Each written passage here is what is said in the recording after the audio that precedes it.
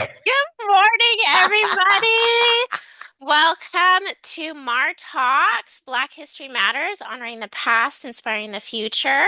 My name is Carrie Cavers. My pronouns are she, her, and hers, and I am the founder of Moms Against Racism Canada. And Mar is a and I should say, and I am on the unceded traditional territories of the Lekwungen people. I get so excited. I'm so excited to talk today. I got to make sure I properly introduce myself. And so that is the ancestral lands of the Songhees and Esquimalt nations here in what is colonially referred to as Victoria, B.C. And Mara is delighted to have Giselle Clarke-Trenaman join us for Black History Month as we honor the rich Black history within Canada and explore how it can inspire the future. So, through Giselle's Black History Matters program that she brings to classrooms across Canada, Giselle offers a thoughtful, arts-based approach to teaching Black history and celebrating the lives, contributions, and enduring legacy of Black Canadians both in our country and across the globe. So we are able to bring you this MarTalk discussion and the MarTalk series with thanks to funding from the Government of Canada. And MarTalks brings our members and our greater community together to explore intersecting topics of anti-racism, inclusion, and advocacy from the perspective of BIPOC leaders, change makers, and inspiring public figures. And so we're very grateful for the opportunity to share these talks as a catalyst for deeper education and learning. And as I said today, we get to speak with Giselle about how honoring Black history can inspire and inform the future. So, welcome, Giselle. Thank Thank you. you for Thank being with you. us today. Um, do you want to take a Happy Saturday moment? morning, Happy everybody. Saturday morning, Black History Month Saturday morning. Do you want to take a moment to introduce yourself? Sure, absolutely. So, first of all, I'd like to acknowledge that I am here on the unceded lands of the Squamish and the Tsleil-Waututh peoples, also known as North Vancouver. Um, and I am beyond grateful to live, work, and play here on these lands. And I'm very grateful for their patience as we learn to figure out how to be better stewards of this land, better friends, and better neighbors. Um, yeah, I am here. I am Giselle. Hello. So a little bit about me, like super short. My parents were born in Barbados. I was born in England. I moved to Toronto when I was 16. Hated the first 6 months of it, refused to sing the national anthem because I was not Canadian. I am now since Canadian and moved here to North Van about 10 years ago. And I am in my everyday life, I am a mom, first and foremost, and then a wife. And, and then I am the production coordinator and facilities manager and resident stage manager for a company called Presentation House Theatre, which is here on the North Shore. Yeah, that's a little bit about me. You'll find out more about me as we go along. So Fantastic. I love it. that's my little group in a nutshell. Yeah. Great. Huzzah. Great. So I would love to dive right in Yeah, to the story of your program, Black History Matters. So could sure. you share with us a little bit, like we've been able to talk and I love the story, but can you share with everybody else Yeah, what Black History Matters is and then yeah. what led you to creating the program and Mm. ultimately why is this important to you? hmm Black History Matters is a program, like you said, it's an arts-based program. And we go into schools K through 7 currently and talk to the kids about where they are, the shoulders that I personally stand upon, the shoulders that we all stand upon, the unsung heroes and sheroes of our world that we are not taught in school. And so we go in, we have a lot of fun. I had three presentations yesterday, so that was a lot of fun. So grade fives, and then I had JK, which is unto itself, because we all know the little littles are super, super cute. And then I had four fives and five sixes in one presentation. So the program is age appropriate. Yeah. But we still acknowledge that slavery happened because I truly believe that we cannot talk about where we are now without talking about the amazing things that came out of slavery, that came from the enslaved people. Music, hello, let's just start there unto itself.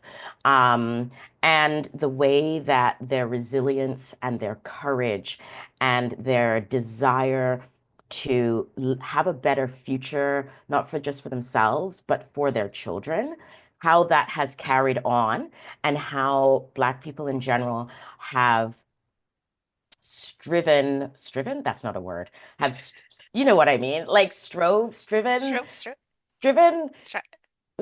Yeah, anyway, yeah. that word, for uh, equality and inclusion uh, in all aspects of the world and the way we are.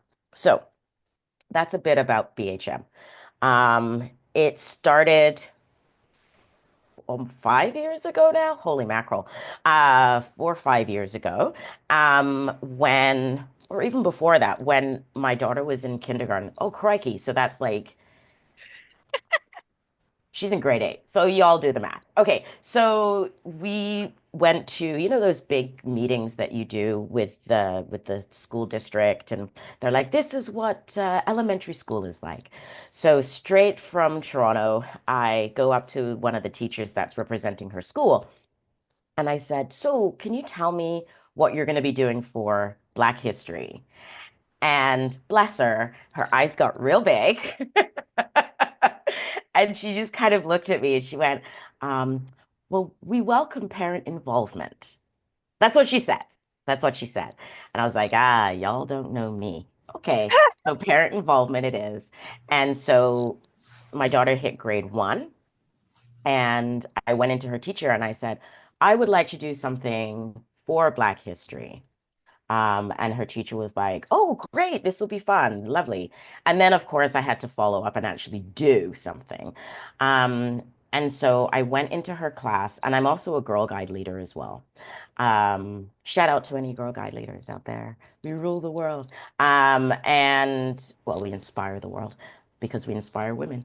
Um, and so I started working with my Sparks at the time, and then she hit grade 2. And one of the themes, she was from an IB school, one of the themes was, how do we express ourselves? Mm. I was like, that is something I can hang my hat on. And so I went in, and it was extremely arts-based, like beyond art. It was all about art. And she hit grade 3. Her grade 2 teacher was like, will you come back? And I was like, oh, sure. Like this whole time, I was kind of just doing it for my daughter. Hmm. Not gonna lie on that one. Um, and I was like, yeah, I can come back. And then she hit grade 4. And then the grade 2 wanted it. And the grade 3 class wanted it. And that's honestly how it started. And it was so important to me. And then my daughter is biracial. It was so important for me for her to know that she is strong. She is a strong Black woman. And I wanted her to know, and I wanted her friends to know that she is a strong Black woman. And she comes from a long line of strong Black women. And we come from a long line of strong Black women. And it was important for me to make sure that Blackness was represented in a positive way. Hmm. And it was represented surrounding excellence, not suffering. Mm? So yeah, so that that was the big push. And then 2020 happened. Mm? And people started putting black squares up and going, oh, wringing their hands. What can we do? What can we do? And I'm blessed to work with a company that one of our mottos is do, don't tell, because we work for theater for young audiences. Mm. And so my bosses came to me and they were like, what can we do? And I said, I need time, I need resources, and I need this program to be officially part of Presentation House Theater. Because up until this point, I've been working on it from 11 p.m. to 1 a.m. Hmm. and like, and just doing catch as catch can. And so one of our board members believed in this program and she donated $2,000. And I was like, holy mackerel, I can actually pay myself, which is a thing. And then one of the things I really wanted was for representation to stay in the classrooms. I cannot stay in the classroom. So I wanted something. I was like, books. So from that point on, we were able to provide books in the classroom after every single presentation. Now, the first year I did go a bit hog wild, and like each class got like 5 books. And all the teachers are like, books, books, books. But now they each presentation gets 1 book to stay in the classroom, and it stays if it's 2 classes, they share it between the 2 classrooms, and then it goes into the library at the end of the year so that the rest of the school can have it. So it's important to me to keep going with this work because I have seen the change. I have seen the brightness in our racialized kids' eyes when I walk into that classroom. For the first time, for a lot of these kids, the majority of the kids, for the first time, somebody that looks like them is teaching them. Somebody that looks like them is holding space in their classroom with their peers, with their teachers, and saying, you don't have to do anything. I've got this. Holding the respect, holding the energy, and making sure that their peers know that they are not less than. They are more than because they stand on all of this richness, this soil, this energy that has come before them, but nobody here, specifically in BC, nobody talks about it. Nobody talks about the rich BC Black history. Holy, like when I started digging, I was like, what? This is phenomenal. Sorry, now I'm shouting, but like, I just like, I was like, this is amazing. I, so much energy and so much joy is right here. Perseverance, struggle, overcoming, like all of those amazing things. So it's important to me that not only the kids know, but the teachers know. And knowledge is power. And when you know better, you do better.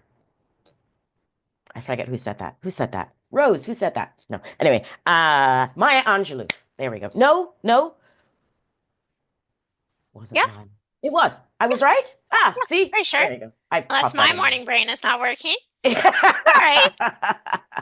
Someone will correct us in the chat. I'm sure. Yeah. I'll get an email Somebody will later. tell me. Somebody Yeah. will tell me. It's like, but you know what I mean. Anyway, sorry. Yeah. I babble. Go. No, that was amazing. And just listening to you talk, like there are so many parallels between how your program Black History Matters uh, started going and same with Moms Against Racism and Which just is why when we saw each other, we were yeah, like, pew! yeah. But and you know, like there's it's so it's validating and it's like in solidarity and it's great. And at the same time, like it's something that I wish more people saw and recognized and understood Yeah. is that the amount of lift and energy and emotional labor that goes into putting these types of programs out, Hmm. and that, like, that second shift, that like Hmm. 8 to 1 a.m. once the kids have gone to bed, and working on this, and making it happen. Yeah. Um and then the other thing that you touched on too, just like, when we post this every once in a while, our education advocacy team will post this every once in a while in our group, and just asking people, when, uh, what grade was it that you had a black teacher, Oh, right? And the amount of I've people who just have that moment, and they think about it, and they're like, wait a minute, I've never had no. a black educator. And so, and the amount of socialization that happens for children just by nature of having that authority figure, that Hmm. teacher, that educator, that Hmm. person with that knowledge, Hmm. always being a white face, and what that means for, both like black kids and other racialized kids, as well as for the white kids. And so, like you say, I just think about that. I imagine that if you were to come into my kids' classroom and be able to hold that space and provide that that validation, that safety, that representation, that Hmm. that vision, that imagining of what it could be, right? Like, some kids Yeah. have never interacted with a black person before. Oh, I know. I met them all last week. I'm joking. Well, I'm kind of not joking, I did, but I'm kind I, of joking. yeah. Well, and then that feeling, like, like, I don't know about you, but for me, being out and like visiting with people and stuff like that, like, I can generally tell if a child has had many BIPOC people in their Hmm. life, just Hmm. by the way that they're looking at me, kind of Hmm. like, Hmm. It's the questioning, right? yeah, a little like, Hmm. and so, yeah. Anyway, okay, so, No, no, yeah, it's interesting. So we're gonna root that for just 2 seconds yeah. because growing up in England, I was the only black people I knew were my immediate family and a couple of aunts and uncles.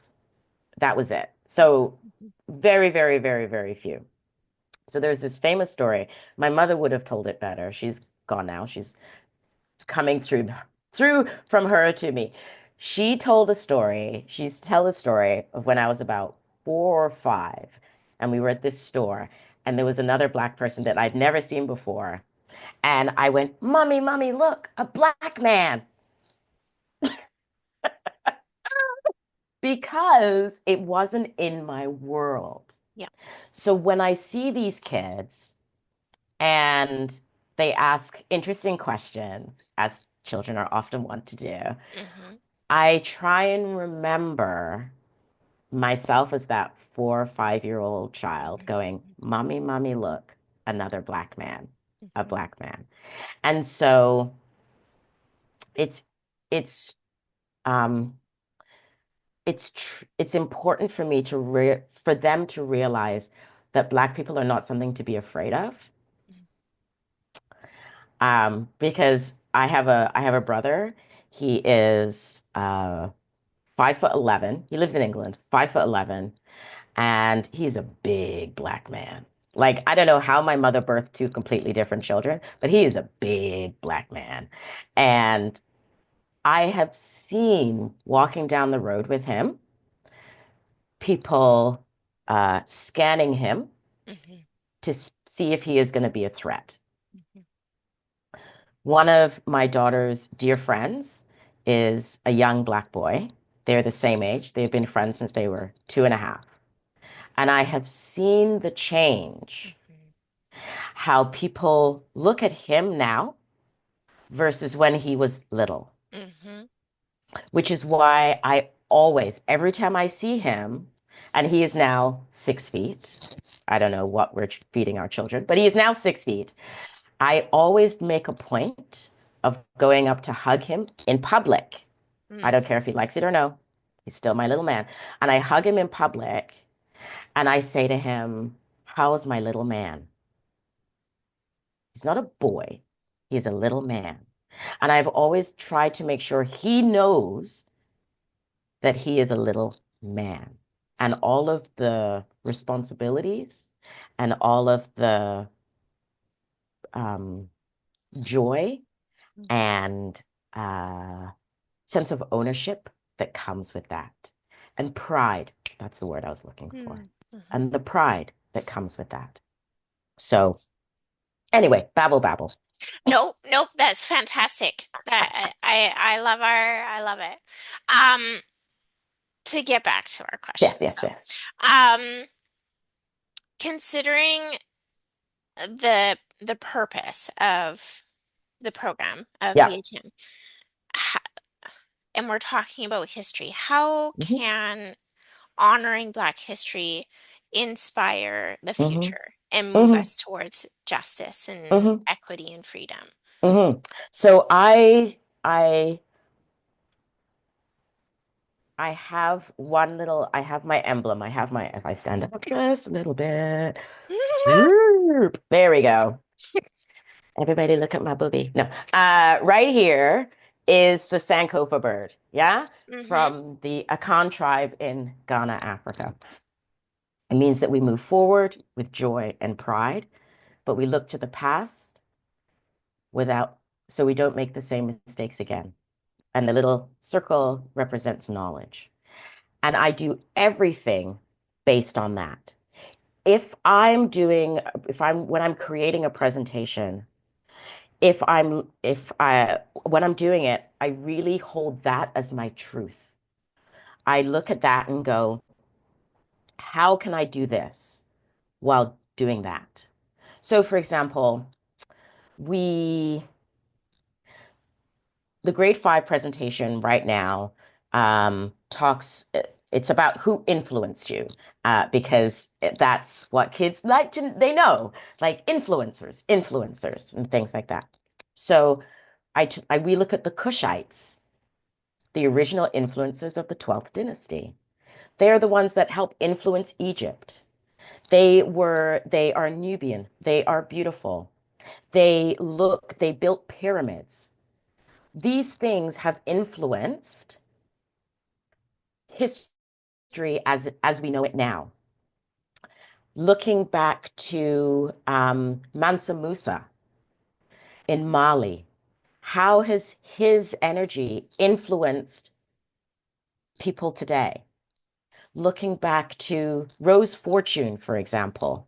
I love this one. So Rose Fortune was an amazing person. She was a loyalist. Her parents were loyalists, and she lived in Halifax. And she was the first Black police officer. So figuring out how things have happened in the past and how they've happened now can influence the future. If you don't see it, you don't know you can be it. If you think you're the first, you may not be the first. So, what has somebody else done that you can learn from that will help you along in your journey? Does that make sense? I don't know. Somebody give me a nod. Okay, great. Yeah, I think that makes sense. Pardon me. So, learning about the history of music, learning about the history of where we are, the history of Vancouver, um, and figuring out and it's asking questions like, why isn't there in Vancouver a specific area where Black people live and grow and have Caribbean restaurants and da da da da. I mean, except for the little strip that's down on Commercial. I'm talking about like a whole area. Why is that? Why is that not a thing? So we need to look to the past. Do you know what I mean? To figure out why that is. We look at Halifax, we look at Africville. What is that about? So when we look at these things and we ask the kids, why do you think this happened? And we leave it to them to come up. I mean, I guide them, but to let them really think. And I'm one of those people that's actually comfortable with silence. So I will ask this question. I'm like, do you think that Africville would have been destroyed if it was home to middle class white people. And I let them figure it out, right? And and then we have a conversation about it. And so the tricksy thing, of course, is to not overload them because they're still kids. They're still growing. The other tricksy thing is not to use too many big words, really simplify it down, really get to the essence, the base of what it is. Um, and trying to figure out uh, how they can come to their own conclusions so that things don't happen again, right? And one of the big things is uh, the kids have a very hard time around the concept of slavery and enslavement and the transatlantic slave trade. They don't understand it because they know that it's not right, but they don't understand why it happened. So I often get the why did it happen? And for me, I often say it happened because of greed. That is something they can understand. It happened because people wanted and wanted and wanted and wanted. And so I mean, that's not the only reason it happened, obvi. I don't want to get a whole bunch of things in the chat. But it's something that young ones can understand. Hmm. Does Yeah, that answer your question? I it don't know. I babble a totally, lot. totally Okay. answers my question. And I think like we get very similar questions of like how to have these conversations with your kids, right? And there, as an adult, we are able to hold so much more nuance and distinction and the volume and Yes. more of that the tragedy and the trauma Yeah. of it. Like Yeah. we do that, and so then there's this feeling that when we have these conversations with our kids that we have to share all of that with them. And that's so not the case, No. right? Yeah. Yeah.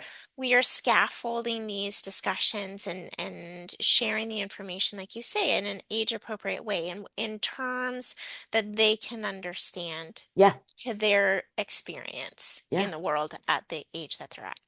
Yeah. No, but talking about like using the history to be able to have these conversations and have that essentially teaching those critical thinking skills and reflection Mm-hmm. skills, right? Getting Black history in schools has been a fight Mm-hmm. and has required a ridiculous amount of advocating. Yeah, So that's a thing. I'm curious, like, why do you think that is? Fear. Yeah. Fear. 100% fear.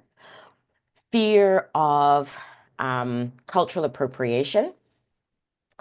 Fear of not knowing how to speak to these topics. Mm, Uh, Fear of what the parents are going to say. Fear of what the in private schools, what the board is going to say, what the school district is going to say. Fear of bringing up the notion of slavery so that those who are not generous and not kind and not open-minded will take that concept and put it upon racialized kids. Fear of not knowing the answers to questions.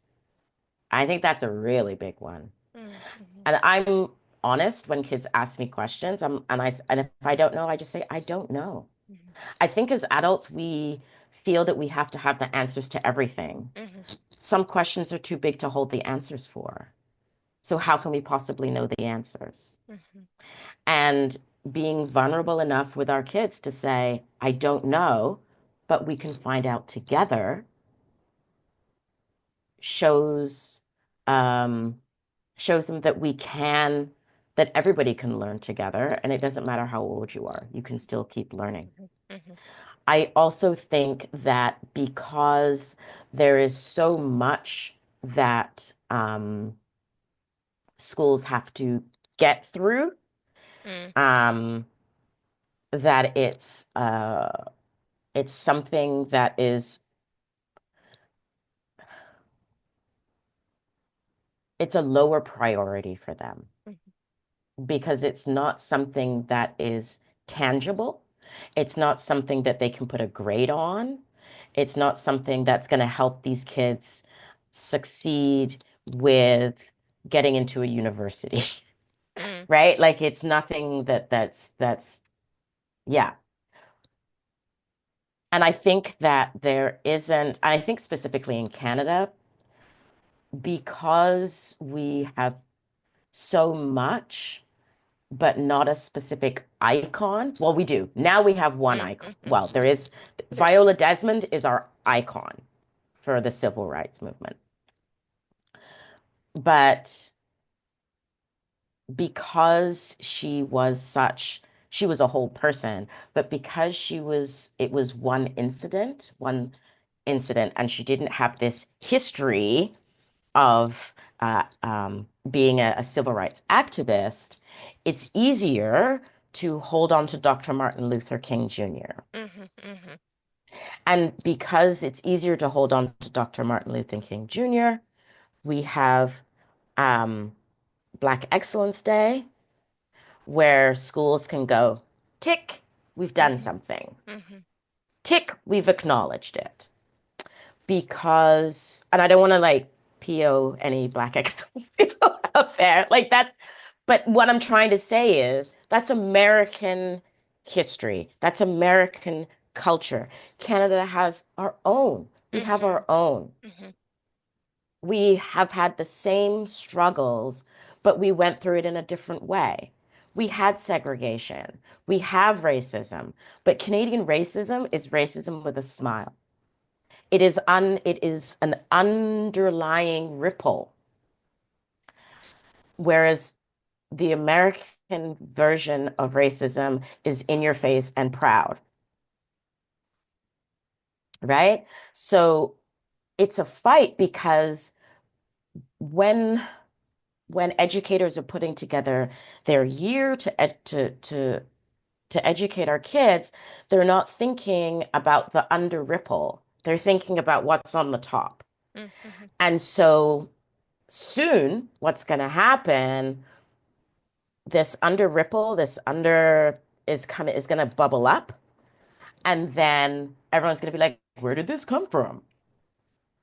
And you'll be like, "My dudes, it's been around for like since the year dot, you know?" And it has happened to so many different racialized peoples. And yeah, anyway, we could yeah. just keep going.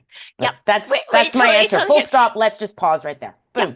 Um, but when you first started answering, you were talking about like that feeling of fear and Hmm. how that manifests in so many different ways. It Yeah. just reminded me like, one of the tenets of white supremacy is that right to comfort, Yeah. and how as individuals, and like this is just a thing that I'm rolling around in my brain a lot recently about how we are not taught how to move through those uncomfortable feelings. Hmm. And so Hmm. all of that is externalized. And we're seeing so much of that happening, like on a wider scale of like it becomes you're the problem, or like just Hmm. don't bring the history in and then I don't have to feel uncomfortable, Yeah. whatever that is. And, at the same time wanting to recognize that in Canada, our educators are so woefully underfunded and Yeah. undersupported. Yeah. And like again, they're working that second shift, 8 to 1, to be able to make all of this happen. So definitely not like pinning it on No. them, No. but It's the it's system. the system. It is the system. Systemic racism. Yeah, It's yeah, the system. yeah, So how do we change this? Oh, that's a whole other topic yeah, unto right. itself. All But right, come like on the, back. yeah, yeah, Yeah, yeah, we'll come yeah, back. But like, it's like, how do we change that system? yeah, And, we can only do what we can do. yeah. And so this program is my little, let's get in there and change the system. And I have to say, like at the beginning, I didn't say this. So the program's grown. So it used to be just me. There are now seven of us. Yeah. And it used to be like one school. And now we're over the lower mainland. And in Vancouver, like the whole, yeah. And I went out to Bella Bella last year for crying out loud. That was amazing, right? So it's growing, but m- my thing is there are like a couple of schools, a couple of teachers who are like in October go, oh yeah, February's coming up. But I just got a booking for a whole school last week. I'm like, my dudes, February happens every single time at the same time, every single year. So how do we get that? How do we get that respect to say February is coming up? Let's respect it early Mhm, and be prepared for it mhm, so that we treat our Black kids with respect and not as an afterthought. mhm. And so I think that I think when you ask me why is it tricksy to get into schools, I think because Black History Month is still an afterthought. Mhm. So, and it shouldn't be. No, no. Arr. Um, so our theme this year, I'm Yeah. pulling this all together now. For our theme is around the power of dreaming and imagination as an Mhm. act of resistance. Mm. So I want to invite you to dream with us for a moment, and I want to Shall I know. pull out my dream board? Oh, yeah. No, I'm not. It's buried somewhere. I was only Ah, half done joking. like I'm I not love doing props. that. But for you, so Yeah, as a Black mom with a yeah, child in the K to 12 education system, yeah. what is your dream? Well, I'm going to go back to that last thing I said, Hmm. that Black history be treated with respect and not as an afterthought. Hmm. That there are more Black educators in the school system. Hmm. Um, that BHM is countrywide. um, that that this program is no longer a stopgap, that it is an integrated thing. That there aren't just seven of us, there are 57 of us. Hmm. And we are able to go in not just in February, Hmm. but year round, Hmm. and able to work with the education system, work with the educators so that when they're working on a topic, they're like, ah, there's this topic. Let's bring in somebody who is Black or racialized, who can speak to it truthfully without without the notion of cultural appropriation, Hmm.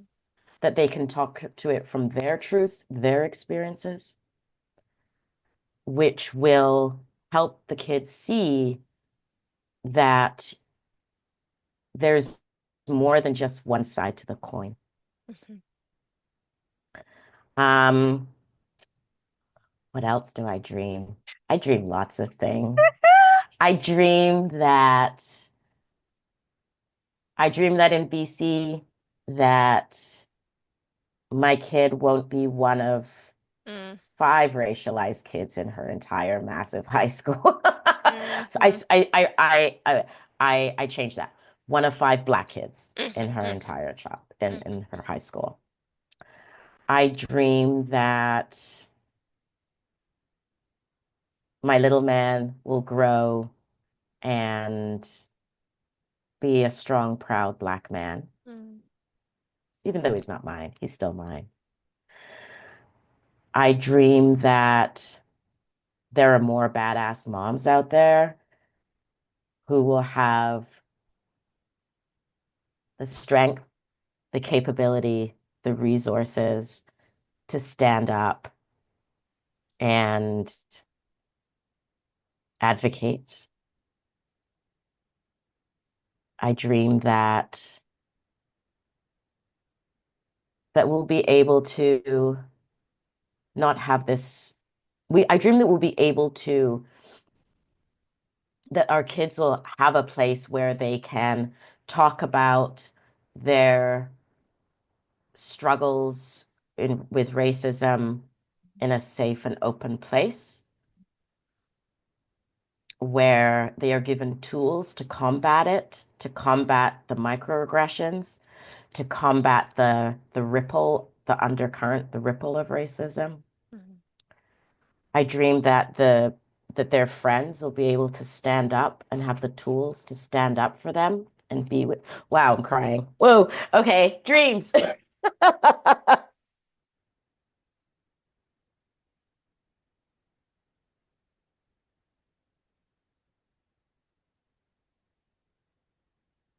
Yeah, that our kids and their friends will have the tools Mhm. and the knowledge so that when someone says something, they can come back with them with a fact Mhm. that can never be denied. And that only comes from education. It's like, oh, you're stupid. Oh, really? You think I'm stupid? Well, did you know? Like, that's how I go to things. Mhm. And you can't deny history. History is what happened, it is a fact. I dream that,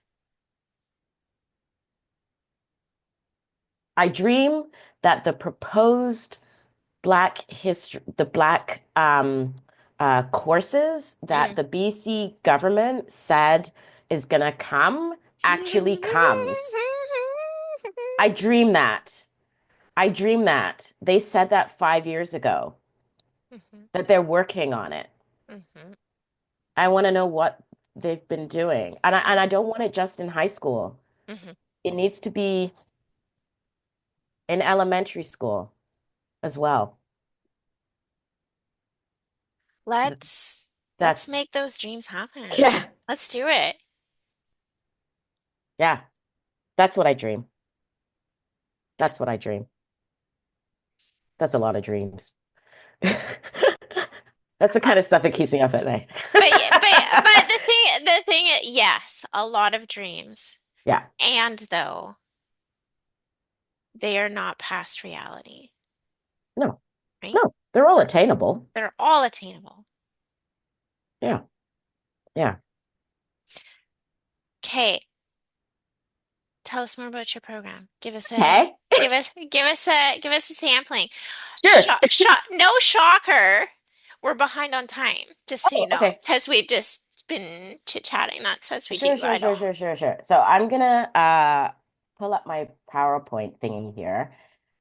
So basically the way that the program goes, the presentations go, it's basically a PowerPoint presentation. And depending upon the age, we look at different topics, a different what is the word I'm thinking of? Anyway, it doesn't matter. I'm just going to show you. Okay, so I'm going to share my screen. Junk. And there's no sound to it, so you don't have to worry. Okay, so junk, and then if I click on this and I click on this, there, everyone should be able to see the thing. So this is just like I threw this together. So we start off by learning about the Sankofa bird. It is my favorite bird. I love this bird so much. I think it's beautiful. I think that the way that, anyway, boopity. And so what we do with the younger kids is we say, okay, so this is the Sankofa bird, and it comes from the Akan tribe in Ghana in Africa. So we go from the small to the medium to the big. And it's important that there's a distinction between, instead of me just saying it's from Africa, because kids still think that Africa is a country, but it is not. It is a continent made up of many, many, many different countries, many, many different traditions and languages and rich history. So we get through that, first of all. And when it comes up, every time it comes up, I ask the kids to say Sankofa. Because if they're going to leave my presentation with one thing, they're going to remember the Sankofa bird. Yeah. So, but then it gets a little tricksy. They're like, Sankofa. And especially the little older ones, they get a bit silly with it. But then I address that right away. And I'm like, when somebody is sharing something with you from another culture, do you think it is respectful or disrespectful to change the way that they're talking about it? And so they automatically shut down and they go, respectful. So I'm like, okay, so how would you say Sankofa without screaming it, without shouting at it? And they're like, Sankofa. I'm like, perfect, let's move on. So this is a bit of the grade 2 presentation, which is all about how you express ourselves. This one makes me so, so happy. I love this. So, this is Joan Butterfield, and she is a Canadian artist. She's fabulous, absolutely amazing. Her artwork is phenomenal. And because it's art, there's no right or wrong answers, which is what another thing I love about when we talk about art and stuff. So, we learned about Joan Butterfield, and then I'm like, and this is one of her pieces of artwork. And then I use this one actually for JKK grade 1 and into grade 2 because the colors are so vibrant. Her artwork is so amazing. And so I'm like, what do you see? And most of them, everyone, will say a zebra. I'm like, yes, it's a zebra. I'm like, so what do you like? You're like, do you like this piece of art? Do you not like it? We like it. Well, what do you like about it? We like the colors. We like the this. We like the that. I'm like, and with the little babies, I'm like, what colors do you see? And so they're learning about how to read art, interpret art that has been created by a Black person, which I just love. That makes me happy. So we get a bit older. So this one is created by Justin Augustine, who is an artist from Halifax. So I just put this one up there, and I'm like, what does this say to you? What do you like about it? What do you not like about it? And this little kid in grade 2, without me prompting, all I said was, what do you like about it? What do you see? This little kid put his hand up, grade 2, and he said, I see the African struggle and how it is tightly bound to how it gets loosened and the light from the darkness into the light. 100%. Grade 2. All I said was, what do you see? That's all I said. And that's what he came up with. And so, yeah, it's beautiful. It's really lovely. So we look at that and we look at this. So I'm like, this is also by Justin Augustine. And I'm like, what do you see? And they're like, we see this, we see that. And I'm like, this piece of painting is called Africville. And then we talk about the story of Africville. But it's Africville through art. It's not a video about how their homes were destroyed. I talk about it. So their imaginations can go there versus something being shown to them. And then we talk about the colors in the artwork. I'm like, so was it as bright as the piece you saw before? No. Why do you think that is? It's because it's about a sad story. So this I hope, will unconsciously influence them with their own art. When they see this, they go, I remember we, when it's a sad story, we used sad colors. Things like that. I don't know what's next because I made this up last night. So we'll see what happens. Oh, we're back to the Sankofa. Okay, good. So then everyone goes, Sankofa, yay. And we sing. So we do talk about, as I said, we talk about enslavement and the transatlantic slave trade, but it's not something uh, So there are two versions of my program. The first version of my program, we really dug into it, and I have to say it was so exhausting that I physically couldn't keep I physically couldn't keep doing it. I just was like I to be honest, I was honestly tired of being asked, was I a slave? So I was like, you know what? We are just going to, and they're little, like I get it. Like they don't understand the concept of time, but I still need to acknowledge it. So what we do is we do it with joy. And so we sing some spirituals, and I explain to them what a spiritual is. So we sing Wade in the Water, This Train, with the little littles, This Little Light of Mine, things like that. So we all get physically active and engaged with the music. Yeah. I'm not going to do it now because it would just be me singing by myself. We Unless can somebody wants we to sing along. I we don't can know. maybe do that once we turn the recording off because It's no fair. one out of that does No, not need to be we're recorded not for doing me. that right now. So Okay. And then for the older ones, so this is my grade 5 one. No, yeah, grade 5 stamps. So I go into two schools, and each month we do a different topic. So this is the stamps topic. And even with the regular grade 5, we do it. And so we learn it's they get to decide which order we do things in, which allows them to have ownership over their own education, which I think is really important. And we also do it with the grade 3. The grade 3s looks a little bit different, and it just says artist one, sports one, politician one, civil rights one, things like that. And so they have ownership. And I always tell them, I'm like, okay, I'm gonna try and do this without my notes, which is always a fun thing for them. I have this big, thick notebook. And they're like, how can we stump Giselle? It's always a fun thing, right? Like, how can we stump Giselle? I'm like, okay, here we go.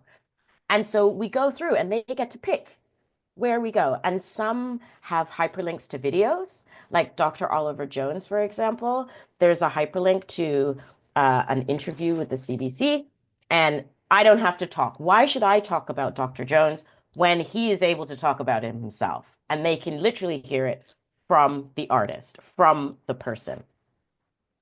um, Amber Valley, Willow Grove. There is a couple of videos about Amber Valley out there. So again, why should I talk about it when the people that actually lived in Amber Valley, who are still alive, can talk about it? Um, Salome Bay, Rosemary Brown, like all of these different people, they get to figure out which way they want to go. And so we do that, and it's a lot of fun.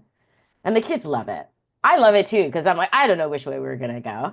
And it's fresh for me every single time, which is always great. And like Portia White, for example. So Portia, like, they get to hear concert singing from the 1940s and 50s for the first time. And they're like, she's loud. I'm like, yeah, she's loud. I'm like, she is. She's loud. But I want you to think about the musicality of it. I want you to think about how difficult it is to sing in another language. And I challenge them. I'm like, so what language is she singing in? So they go, oh, so I play it again. It gets their creative juices flowing so they can figure out, they can see beyond. It's all about examining and looking beyond, digging deeper into the world of into the world through the eyes of Black folk. Mhm. Is that Beautiful. enough? Does I that love make it. sense? Yes, yes, yes. And I am And realizing, Sankofa! Everyone say Vancouver. Sankofa! I'm realizing just even with the stamps that Yeah, we probably have guests on the talk here with us yeah. that probably don't recognize Oh or yeah. know. Yeah. So Um, there shall I go into that for you? no, Like two oh my goodness, lines? we're time, but like maybe you should come back and we can do a Oh special yeah. like grade 5 presentation for the adults. I love that. That makes me Yes. so happy. I think we should do that. There are 32, 31 stamps out there since 1983. Just saying. Okay, let's do that. We'll talk. Stump Giselle. We're gonna bring a special one. So thank you You're so very welcome. much.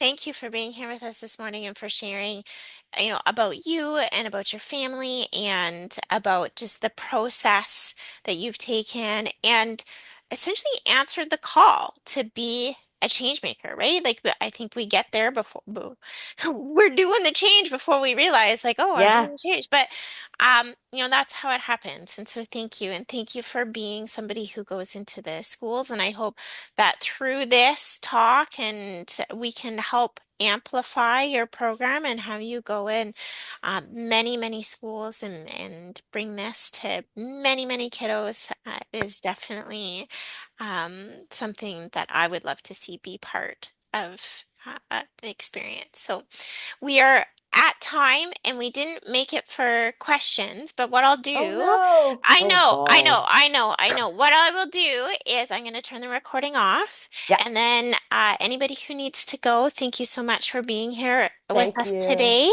And if you do have a question you want to stay, I think we can hang out for a couple of minutes. Yep. So I've got 10 more minutes. fantastic.